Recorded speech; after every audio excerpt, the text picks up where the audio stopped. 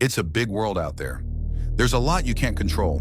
Markets, wars, trade wars, policy shocks, headlines, other people's opinions, and the endless noise machine that wants your attention. And it hurts when you attach big emotions to things you can't change.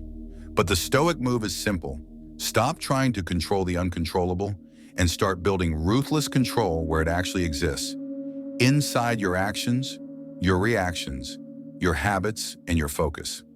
If this is the mindset you've been missing, comment, Hunter. This is the Hunter mentality. You don't chase everything that moves. You don't waste arrows on shadows.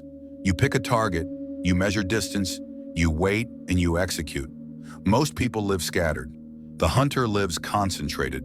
And today, using ancient Stoic wisdom, you're getting 8 techniques to take back control of your mind and your life, starting with the foundation that makes every other point work.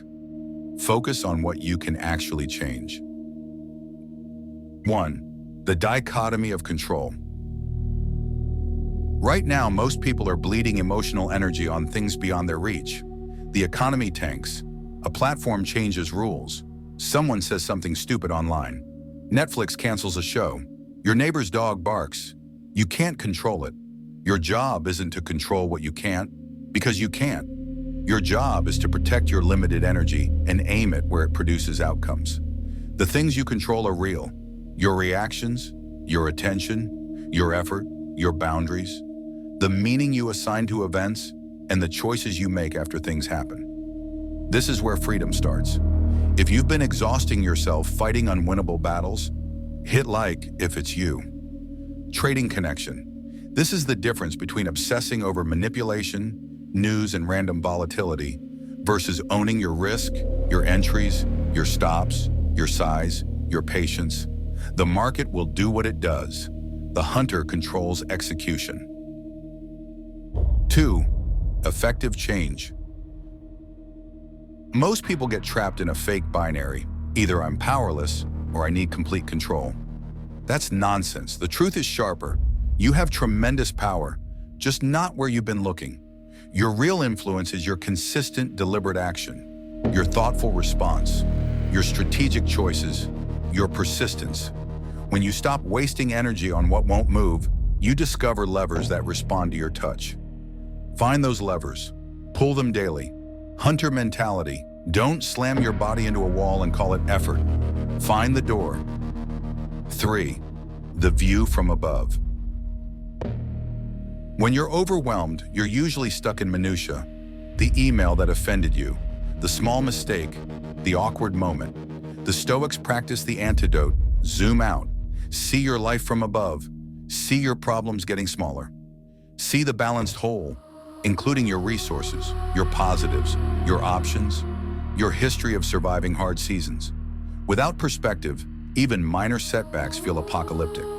With perspective, you regain proportion, and proportion restores focus. Trading connection, zoom out.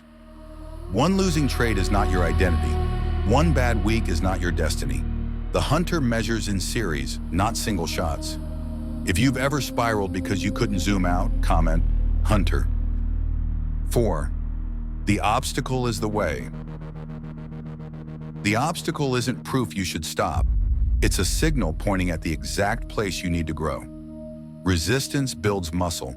Your obstacles are resistance training for character, creativity, resilience. Career stalled? That's information. Relationship friction? That's data. Health issues? That's feedback. Most people hit resistance and decide the universe is conspiring against them. The Hunter reads resistance like a map. This is where the work is. Trading connection, drawdown isn't proof you're cursed. It's proof your process needs refinement or your discipline needs strengthening. The obstacle shows you the lever. 5. Negative visualization. You've been told to think positive and visualize success, and then you keep getting blindsided when reality breaks your plans. The Stoics did something more useful. They imagined worst-case scenarios to prepare for them, not to summon them. Premeditatio malorum, premeditation of evils. Imagine losing what you value. Imagine the hard phone call. Imagine the setback. Then ask, how would I respond? What would I do? This strips delusion, builds contingency plans, and reduces fear. When you face your worst case directly, it loses power. Trading connection, imagine the losing streak, imagine slippage, imagine missing the entry. Then pre-plan your response, position sizing, daily loss limits, rule-based, stand down. Hunters don't improvise under pressure. Hit like if you're done being surprised by problems. 6. Memento mori. Remember you will die, not to be morbid, but to be awake. Most people behave like time is unlimited, so they waste it on petty resentments, endless scrolling, and meaningless conflict. The Stoics use memento mori to strip away the superficial and force clarity. If time is finite, what deserves it? Live each day as if you were given one more chance to use it well. Trading connection. You don't have infinite capital, financial or emotional. Blow-ups happen when people act like there's endless time to fix it later. The hunter treats time and capital as sacred. 7. Voluntary discomfort. The modern world builds comfort fortresses, then wonders why people crumble under adversity. The Stoics trained like mental athletes through voluntary discomfort, choosing hardship on purpose, cold mornings, hard workouts, doing the difficult, meaningful task you've been avoiding. Not as punishment, training. When you practice discomfort, you stop fearing it. You gain confidence you can endure, and endurance is the foundation of focus. Trading connection.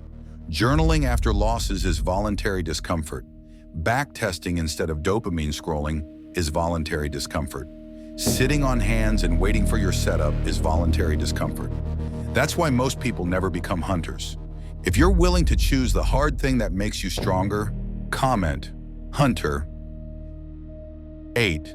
Lists and structured focus. The average mind is a tornado of half-formed priorities. Your brain is a great generator, a terrible storage system. Lists are not basic. They're a strategic psychological intervention.